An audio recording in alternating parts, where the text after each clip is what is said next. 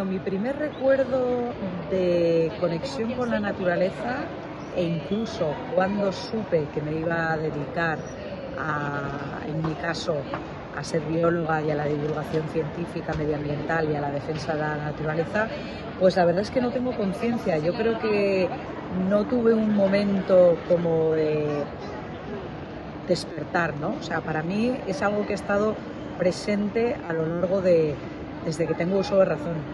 Bueno, tengo la suerte de ser hija de mi padre y entonces este era un tema que estaba muy presente en mi cotidianidad, en la cultura, en los valores de mi casa y entonces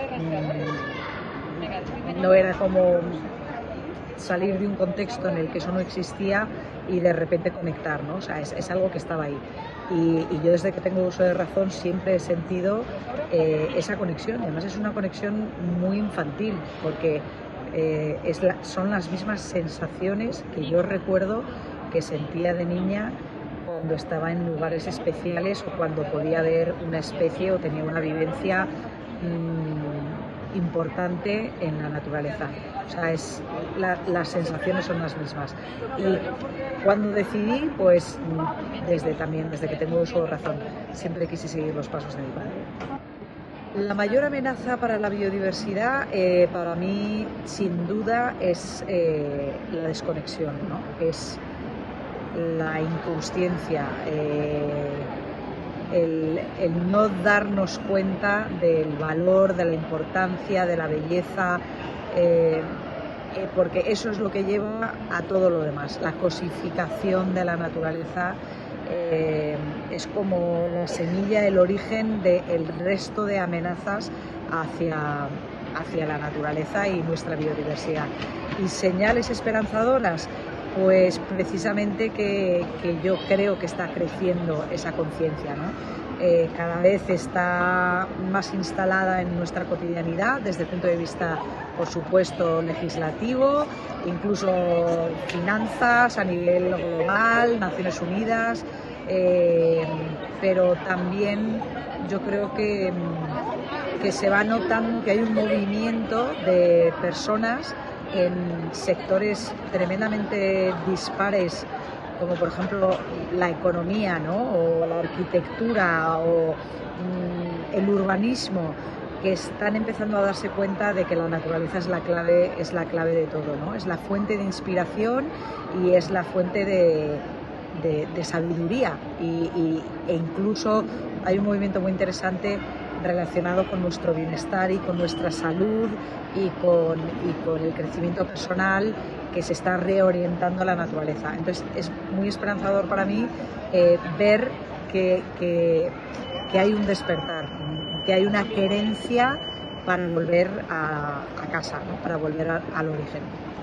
Sobre si creo que tiene más poder el relato audiovisual que unos datos fríos científicos, por supuesto, o sea, sin ninguna duda.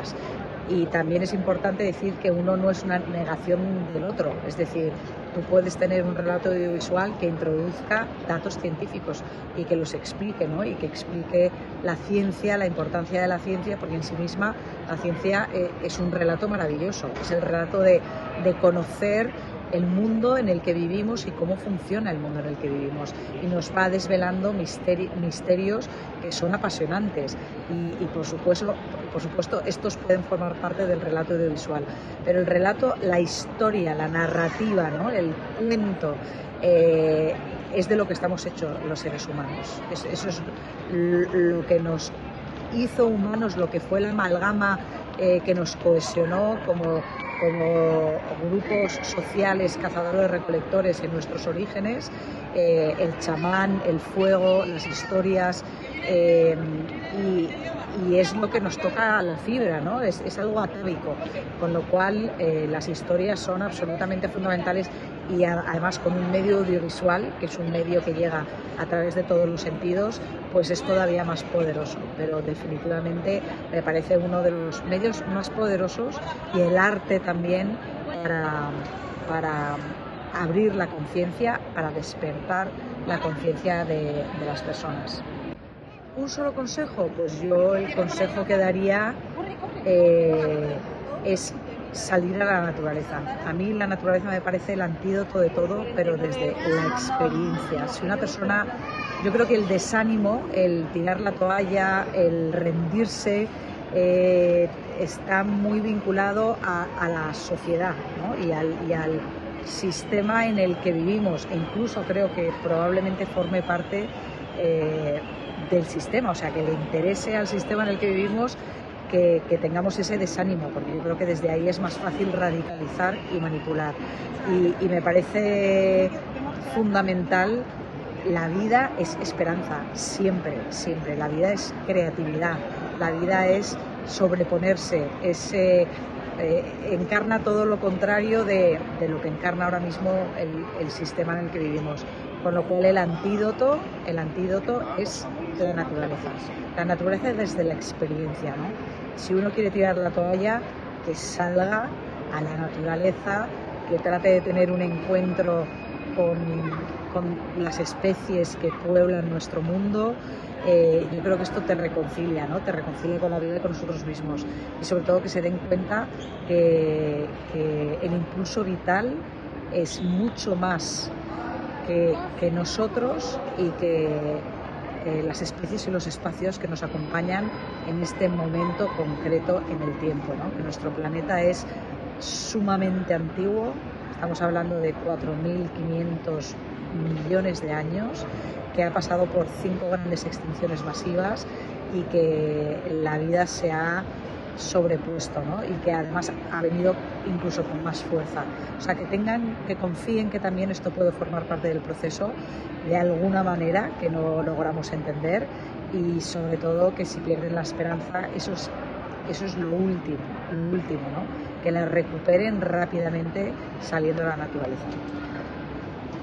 Bueno, un paisaje que simbolice la resistencia de la vida en Castilla y León, se me ocurren grandes parajes protegidos y maravillosos, como pueden ser las lagunas de Villafáfila, ¿no? Pero para mí este es un paisaje muy personal, porque me ha acompañado a lo largo de toda mi vida y siempre desde que era muy pequeña representaba para mí ese paraje un poco como en el límite, ¿no?